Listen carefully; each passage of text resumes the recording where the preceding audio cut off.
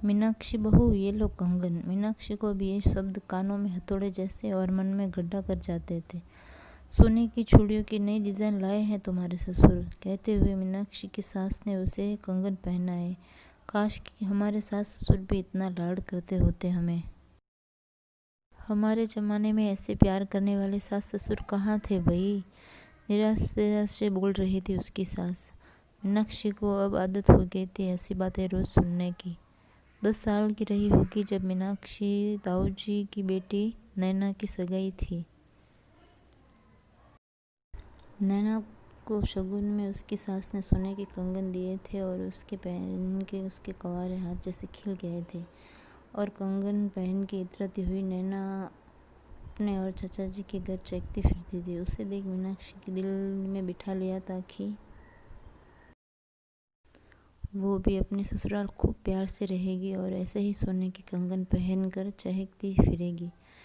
एक दिन उसने माँ से कहा था, माँ नैना दीदी तो बार बार कंगन उतार देती है, मैं तो कभी ना उतारूंगी, खूब खुश होकर पहनूंगी।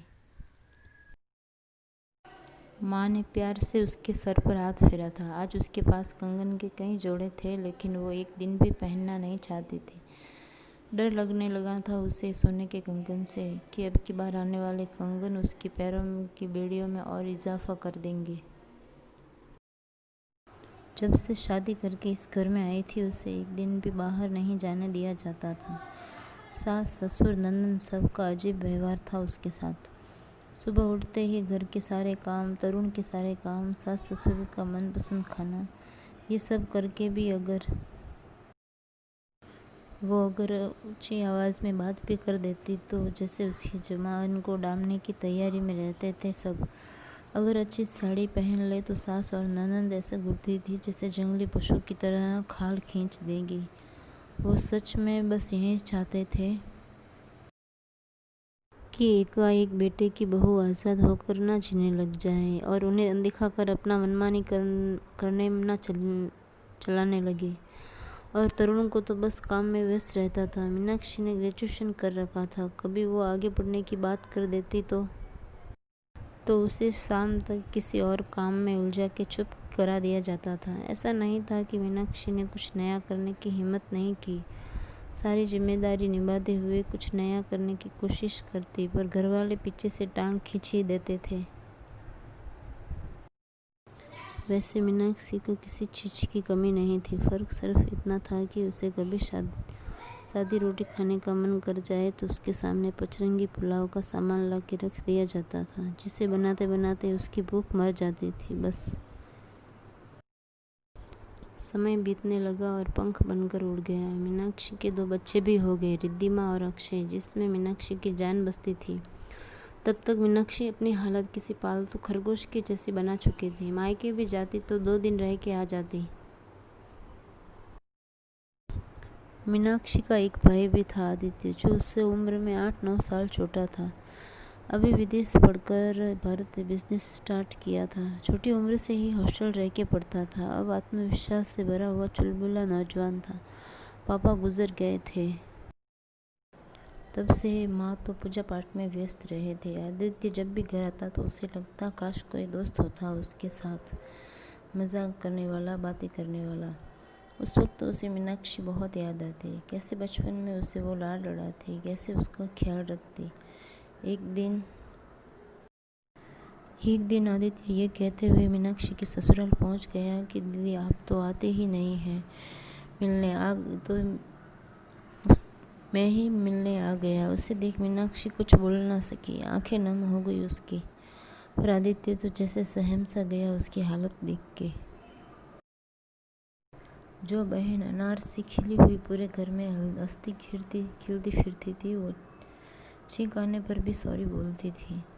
2-3 दिन बाद मीनाक्षी के मना करने के बावजूद उसे अपने साथ ले आया। छोटी रिद्धिमा को साथ ले लिया। अक्षय को दादी के पास यह कह के छोड़ आए कि दादी को भी मौका दो अपने पोतों को लाड प्यार करने का। दीदी मीनाक्षी आ तो गई थी पर हर पल अक्षय और घर की रट लगाए बैठी थी। आदित्य तो हिल सा गया था उसे देख के। जो बहन पापा के साथ बैठकर कभी अकेले अब्रॉड जाने की बातें किया करती थी, वो घर से बाहर भी नहीं निकलती थी। अब तो अपने लिए भाभी ढूंढने के बाद ही आपको यहाँ से जाने दूंगा। तब जाके मीनाक्षी थोड़ा हंसी थी। आदित्य ने तय कर लिया था कि पहले वाली मीनाक्षी दीदी में बदल के ही भेजेगा उसे। 3-4 दिन बाद आदित्य मीनाक्षी को अपने साथ ऑफिस ले गया और उसे एक नए केबिन में कुर्सी पर बिठा दिया और कहा, इस कंप्यूटर से आज के सारे ऑर्डर आपको रिसीव करने हैं दीदी। अरे मैं कैसे, कहती हुई मीनाक्षी चौंक कर कुर्सी से उठ गई। आदित्य ने कुछ नहीं कहा, उसका हाथ पकड़कर धीरे से फिर से उसको बिठा दिया और बोला, दीदी ये औरतों के संबंधित ऑर्डर मुझे बिल्कुल समझ नहीं आते। और फिर कोई कान खींचने वाला के ऑर्डर देने वाला कोई पार्टनर भी तो नहीं है मेरे ऑफिस में। आप बस बैठ जाइए। मीनाक्षी कुछ न बोली और ऑफिस में काम करने लगी। 1 महीना बीत गया। मीनाक्षी का आत्मविश्वास बढ़ने लगा। आदित्य की खुद की एक कंपनी थी, लेकिन मीनाक्षी की मदद के लिए किसी सेक्रेटरी की तरह उसके आसपास रहने लगा। अपनी बहन को किसी तरह से भी पीछे नहीं रखना चाहता था वो। मीनाक्षी के सास ससुर ननंद ने अक्षय को हथियार बनाकर कितने ही बार वापस लाने की कोशिश की थी, लेकिन अब मीनाक्षी एक न सुनने वाली थी उनकी। तरुण मीनाक्षी को रोज फोन करके कहता था, घर नहीं आना है क्या? मीनाक्षी ने तरुण से सिर्फ इतना ही कहा, अब तो मम्मी जी के लिए सोने के कंगन लेके ही लौटूंगी। कहानी अच्छी लगे तो चैनल को सब्सक्राइब जरूर करें। Thanks for watching.